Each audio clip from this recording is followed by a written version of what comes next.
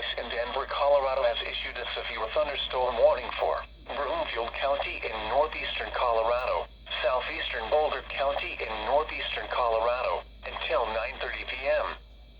At 8:46 p.m. Mountain Daylight Time, a severe thunderstorm was located over southwestern Boulder, or 28 miles northwest of Denver, moving southeast at 20 miles an hour. Hazard, quarter-size hail. Source, radar indicated. Impact, damage to vehicles is expected. This severe thunderstorm will be near Boulder and Niwot around 8:50 p.m. Lafayette and Louisville around 8:55 p.m. Erie around 9:00 p.m. Northwestern Broomfield around 9:05 p.m. Other locations in the path of the severe thunderstorm include Superior.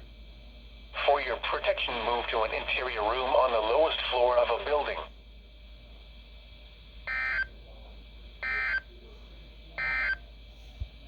This is NOAA All Hazards Radio. Your normal program has been suspended due to severe weather in the listening area.